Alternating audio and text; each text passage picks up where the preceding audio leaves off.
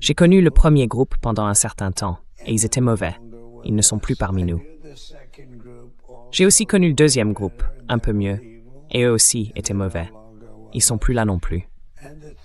Quant au troisième groupe, il y a des gens pas nets dedans, vraiment pas nets. Et je pense que ce sont eux qui bloquent l'accord. Alors, est-ce que vous négociez avec les mauvaises personnes? Eh bien, je ne veux pas négocier maintenant. J'ai dit, on ne négocie pas. Il y a 3 jours, on avait un accord. Quand avez-vous parlé la dernière fois à un responsable iranien?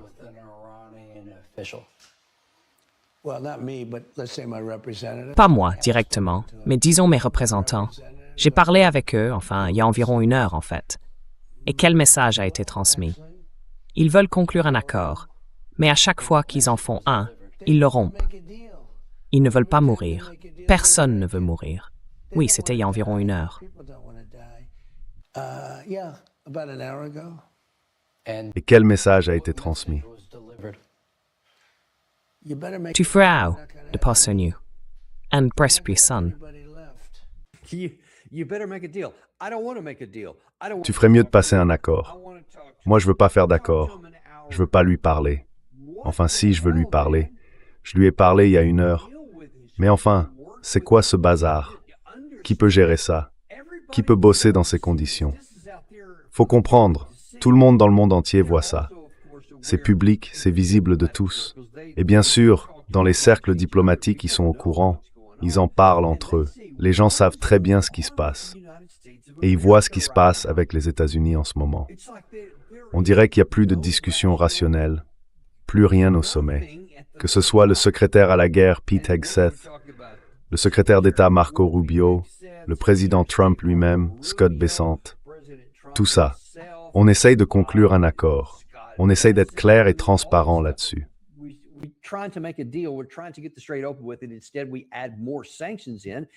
Au lieu de ça, on ajoute encore plus de sanctions, même si ça fait aussi partie du protocole d'accord qu'on a violé, puisque nous étions censés lever ces sanctions.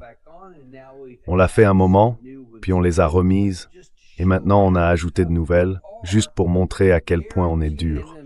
En fait, on verrouille encore plus la situation, en s'assurant qu'ils ne négocieront pas avec nous, et ensuite, on dit qu'on veut négocier avec eux, qu'il ferait mieux de négocier. Mais en réalité, il n'y a pas de négociation. On ne veut pas négocier. On veut une reddition. Et c'est très bien. On peut vouloir ce qu'on veut toute la journée. Mais on ne peut pas dire « je veux qu'ils fassent ceci » quand on a déjà prouvé, réfléchissez à ça un instant, qu'on a essayé. Je crois que la dernière fois que John Mearsheimer est venu dans notre émission, il en a parlé, et il a un peu classé tout ça en 3 catégories différentes. Il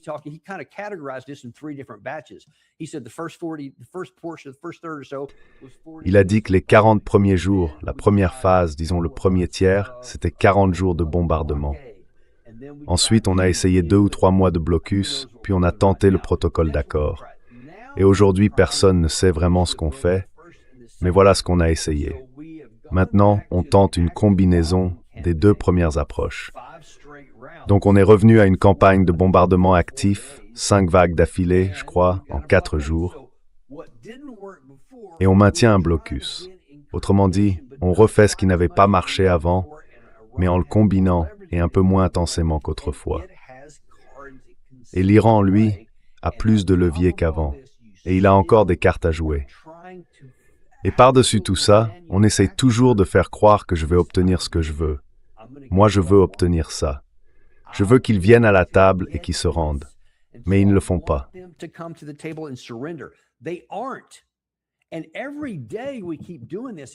Et chaque jour, on continue à faire ça.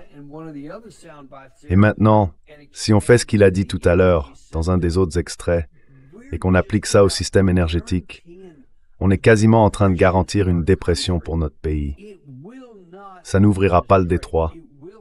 Ça ne les forcera pas à se rendre, parce qu'ils ont toutes ces chaînes de montagnes, ils ont tous leurs atouts cachés dessous. Ils ont réussi à s'en sortir comme ça. Et c'est un pays aussi grand que la majeure partie de l'Europe de l'Ouest. On n'a pas assez de bombes pour tout détruire, on n'a tout simplement pas la capacité. Trey Yingst lui a posé la question, « Est-ce qu'on peut gagner uniquement avec des bombes ?» Il a refusé de répondre. Moi, je vais répondre à sa place, « Non, on ne peut pas. »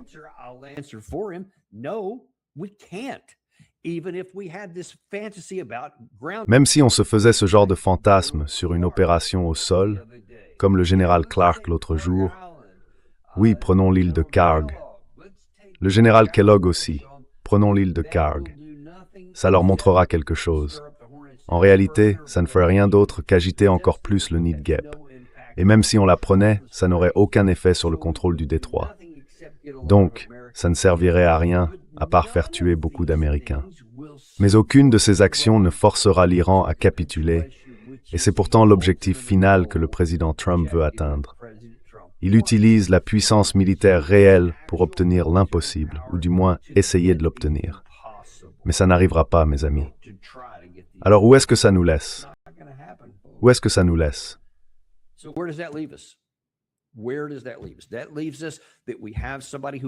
Cela nous laisse avec quelqu'un d'irrationnel à la tête de notre gouvernement. Il est soutenu par d'autres dirigeants qui acceptent de le suivre dans cette voie.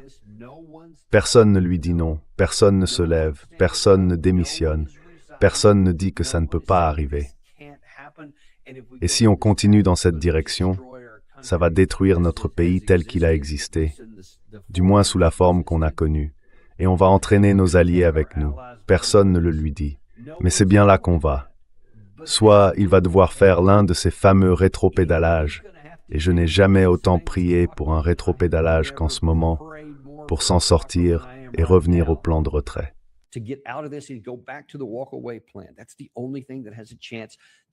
C'est la seule chose qui pourrait éviter la plus grande catastrophe que notre pays ait connue depuis des siècles.